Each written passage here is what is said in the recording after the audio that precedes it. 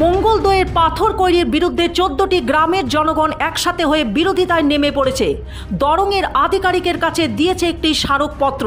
প্রশাসনের উদ্যোগে এই পাথরকৈরিটি বন্ধ না করলে জনগণ এটি ভেঙে দেওয়ার হুঙ্কার দিয়েছে। এই পাথরকৈরিটি উদ্যোগটি বিশাল এলাকা জুড়ে বায়ু প্রদূষণ করছে বলে স্থানীয় জনগণ অভিযোগ উত্থাপিত করেছে।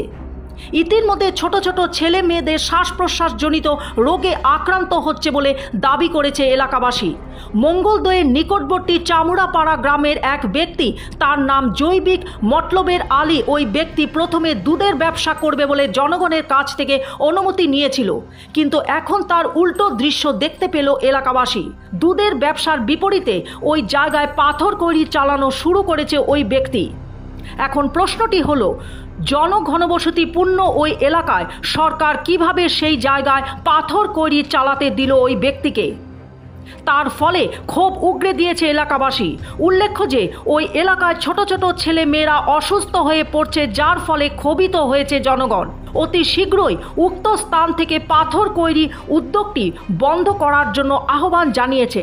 আর যদি সরকার অতি শীঘ্রই ব্যবস্থা গ্রহণ না করে, তাহলে জনগণ মিলে এটি তুলে দেওয়ার ব্যবস্থা করবে বলে হুঙ্কার দিয়েছে।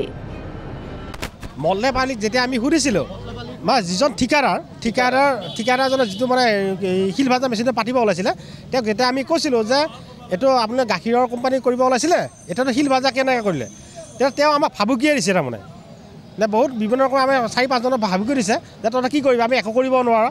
ঠিক তেনেকুৱা তাৰমানে এনেকুৱা আৰু মই মাটি গৈছোঁ, মোৰ মাটিত মই কৰিছোঁ, তহঁতে ক'বলৈ একো এনেকুৱা আৰু। কিন্তু কথাটো হ'ল, তাৰ পৰা যিটো মানে পলিউশ্যন ওলাব, তাৰ পৰা যে আমাৰ গাঁৱৰ মানুহ ক্ষতি হ'ব। গৌহাটি থেকে স্বপ্না দত্তের report, U Bangla. U Bangla TV, হৃদয় ছুঁয়ে যায়।